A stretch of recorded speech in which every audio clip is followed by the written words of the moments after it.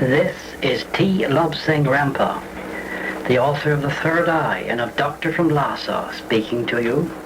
Although I am a Tibetan Lama, certain people in England, and one man in Germany, have tried to discredit me. There is really no point in going into this, because my agent in England and the publishers of The Third Eye and many, many other people in countries throughout the world have seen my papers wherein it is specifically stated that I am a Lama of the Potala in Tibet and an abbot in my own right. My papers also show that I served in the Chinese forces as a surgeon. Certain sections of the press in England, because I would not give them an interview, I would not say what they wanted me to say, started a campaign against me. The real underlying reason was spite on the part of various people, and because I was a person whom they did not understand. So many Western people try to persecute or drag down or discredit those whom they do not understand. My third book, The Truth of the Rampa Story, will tell you all about this. But I want to repeat and emphasize that everything that I have written and said is true and is my own personal experience. Let me also emphasize that I am all that I claim to be. It may be of interest to give a few more details about myself. Details which will embrace something of the three books. I was born in Tibet of a noble family and became a boy monk at a very famous lamassery. As I progressed through my studies, I progressed in rank, in status. Eventually, the time came for me to leave Tibet and go to Chongqing in China. There I studied for and obtained the degrees of Doctor of Medicine, Doctor of Science, and Master of Arts. I also learned to fly aircraft. Later in my life, this became a very great asset to me. In December 1933, the beloved 13th passed on, and I returned to Tibet for a brief visit in order to take part in those sad final rites. The Japanese started their reign of terror in Shanghai on the 13th of August, 1937. I was granted a commission as surgeon captain in the Chinese forces. My duties were to fly to badly stricken centers and perform emergency operations.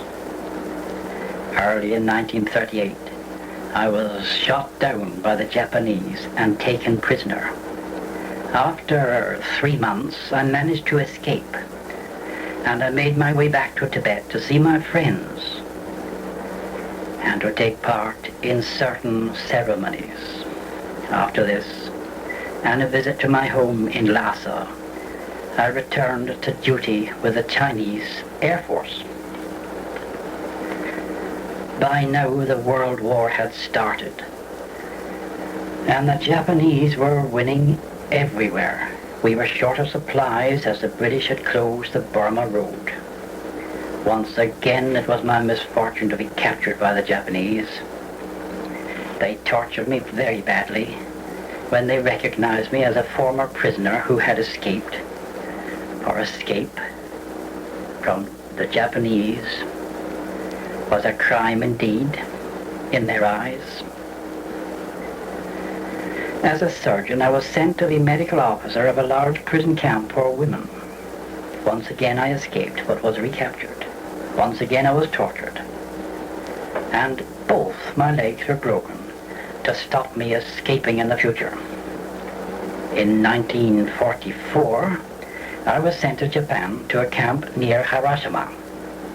Here also it was a camp for women, and I was the medical officer. Some of the women were very influential persons, highly placed and with high social connections. Some, in particular, were dying after torture and had information which the Japanese badly wanted and for which they had been tortured. As they knew the women had told me, they tortured me as well. All these hardships caused pneumonia. When I was recovering from it, the atom bomb was dropped on Hiroshima.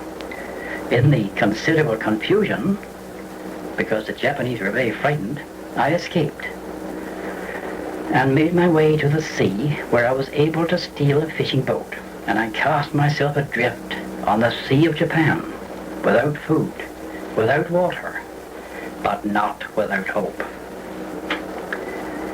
Days later, the boat grounded on the shores of Korea, and I made my way to Vladivostok, getting lifts where I could, and at other times walking.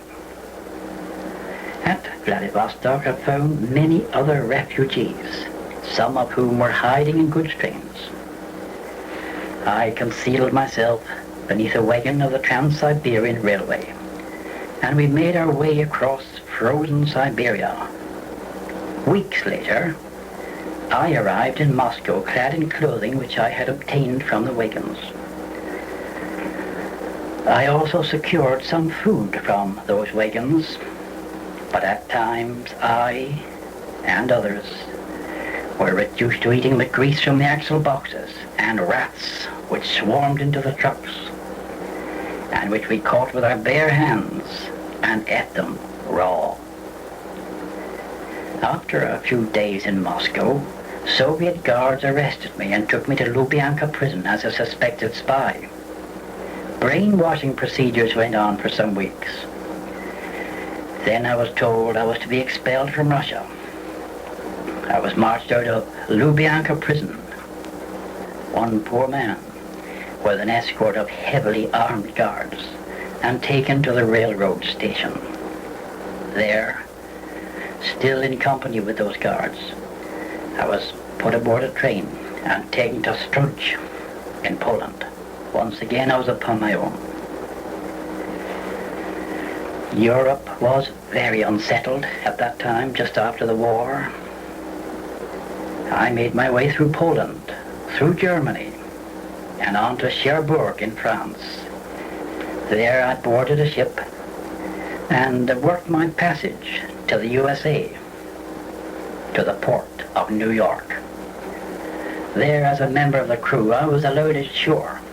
I stayed ashore and tried several types of work in an attempt to settle down. One of the jobs was as a radio announcer. After a time, life in America bored me, and I decided to visit England. Once again, I applied for and was given a job aboard ship so that I could work my passage.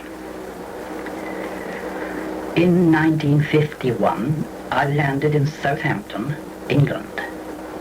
My papers were in order, but one of the officials there, for some unstated reason, took an instant dislike to me, and in contravention of all rules and regulations, he just took my papers and ripped them across and threw them away. I was taken off and lodged in a cell. 2 days later, I was removed from the cell and put aboard another ship bound for America. Arrived at New York, I had no papers, and my story that a British official had torn them up was not well received. Well, I will not go into that here, but I will say instead, I had to return to England, because I, like so many other people, have a task and a purpose in life.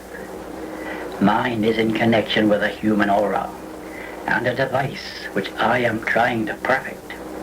I had to return to England. How I actually did it, well, that is in the third book,